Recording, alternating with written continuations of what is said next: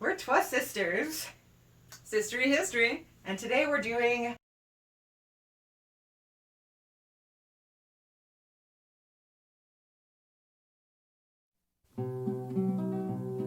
There was two sisters lived in the west, by Neely and by Lowly. Was two sisters lived in the west, down where the waters is a-rollin'.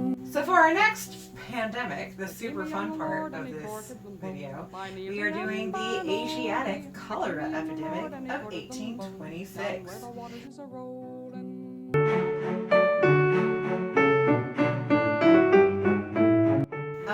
The 19th century was actually pretty full of cholera. So there were actually 7 different cholera pandemics. But I chose this one because it was sort of the most wide-reaching.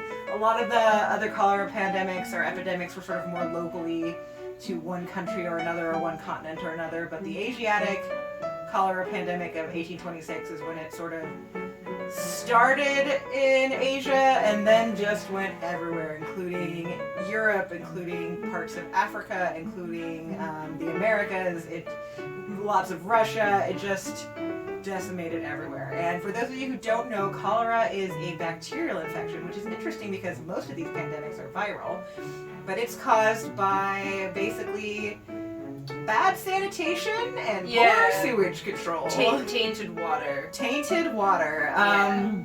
And as the Industrial Revolution was happening and across the whole world, there just was a bunch of gross stuff being put into water. Yeah, just the population boom in the cities just wasn't equipped to handle all the new sewage and sanitation needs. And corpses. And corpses. They didn't know what to do with those. Sometimes they stuck them in rivers. It's true. And they just... That's how you get cholera. And that's how you get cholera. And cholera is really gross. Because this is a video in which we're making beverages and ostensibly enjoying them, I'm not going to go into too many details. Although we have gone into a bunch of details. Cholera is even grosser, though. It affects the digestive system. And yeah, it's just... So you can probably fill in. You basically... poop yourself to death. Yeah, you end up getting so horrifically dehydrated that you die. But like cholera began in China and India and then went on to the rest of the world, so did our beverage. Punch.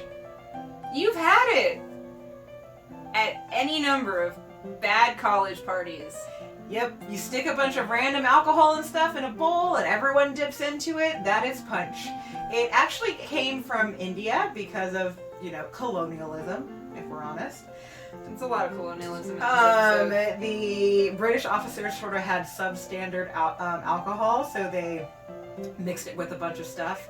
And the term punch supposedly comes from the Hindi word for 5, because punch had 5 ingredients, which was alcohol, sugar, fruit juice, water, and spices.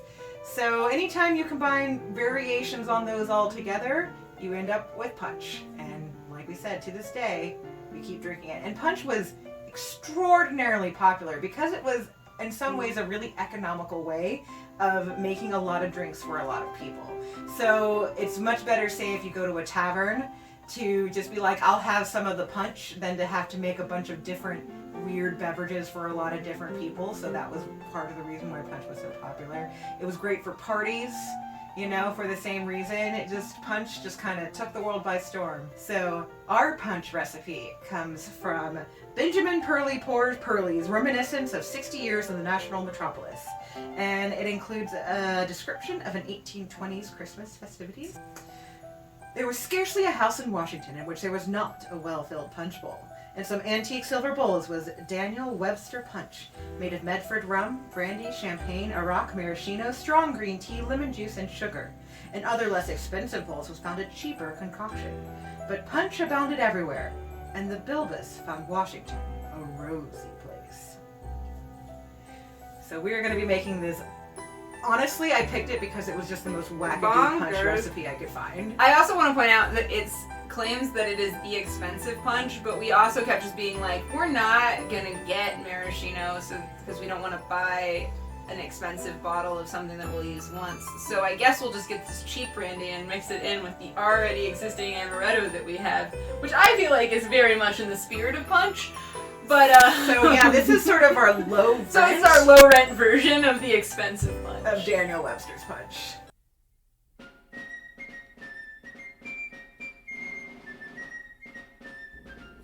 So we are going to be making this punch. We don't know the amounts of anything, so we're going to be guessing again. And once again, I remind you that we are actually going to be using the cheaper versions of things because we ain't made of money, and this is 2020, y'all. So we're going to start off with the booze, and I'm just going to do equal parts of the booze. So we have rum.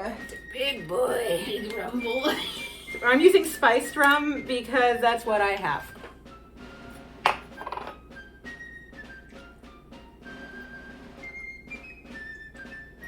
And I am putting it in a bowl for festive reasons.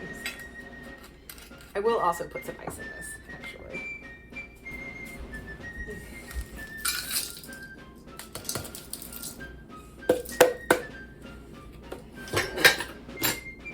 So yeah.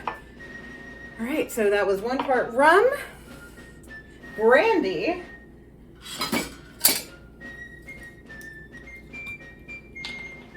this is not going to help our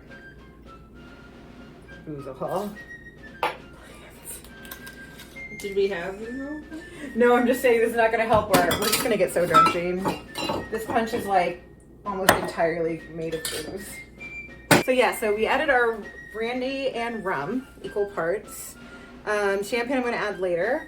Arak is an anise flavored Middle Eastern liqueur. I'm just using a anisette liqueur because it was, once again, cheaper.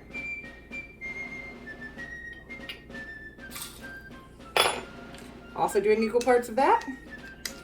Maraschino. So maraschino was quite an expensive liqueur, so we're going to do a sort of mock maraschino with half amaretto and half sour cherry schnapps. Don't judge us. Whoop. Again, I feel like this is in the spirit of not the letter of the recipe. It's true.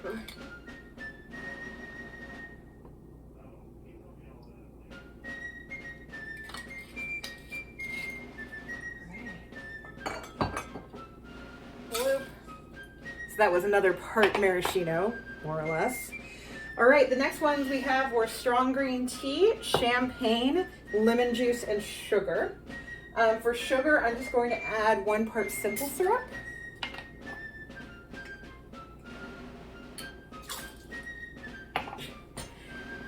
So I'm going to do 1 part lemon juice.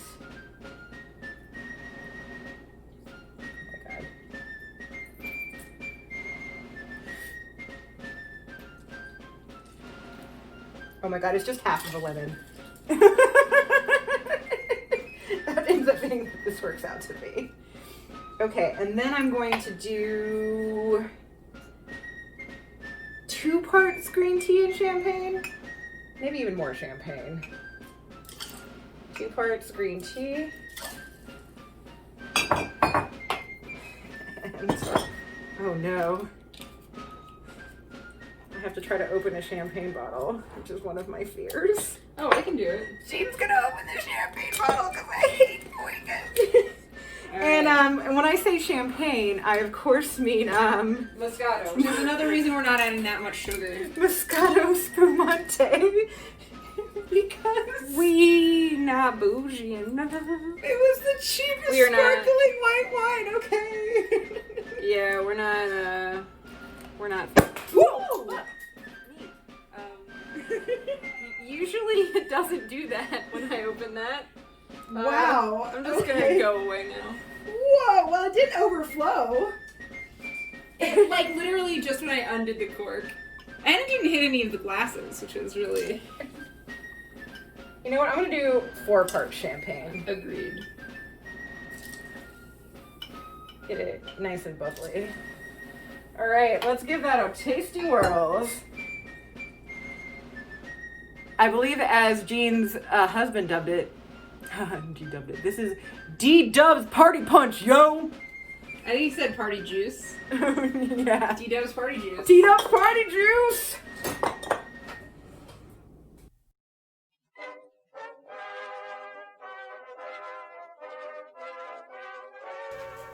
Got our punch, and let's see how much of it packs a punch. Oh, and now we can just say cheers, I guess. Because at this point, it We have to was... say it in a very fancy accent, though. Cheers! Oh, wait, it's a Washington, D.C. recipe, though, so I guess we should be like... Cheers! Cheers! Sorry, guys. We're sorry for everything.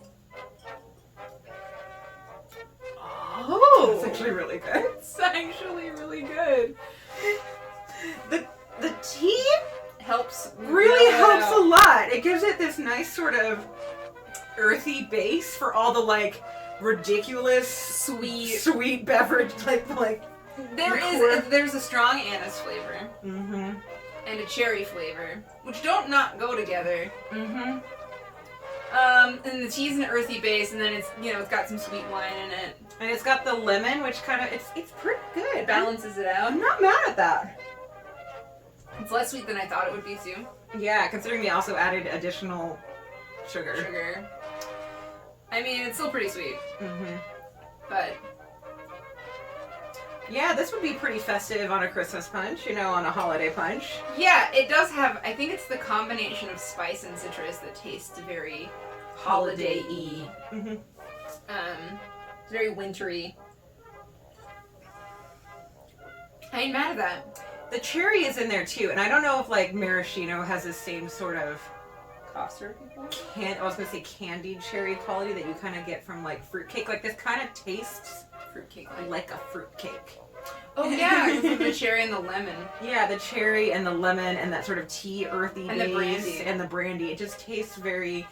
And I know like I want to say this. Fruitcake gets a bad rap, but I actually love a fruitcake. I love a weird, dense, candied fruit, medieval spiced cake. I just like things that are like that. I like a spice. I like spice flavors. It's my favorite kind of flavor, I would say. My favorite flavors are probably citrus or spice. So, So when I right say here. it tastes like fruitcake, I mean it tastes festive and holiday-y. Like I like. but also fruitcake. it's that combination of citrus, spice, and cherry. Mhm. It's very uniquely fruitcake-like, I would say. American style fruitcake. I don't know. D-dubs, you know what's up.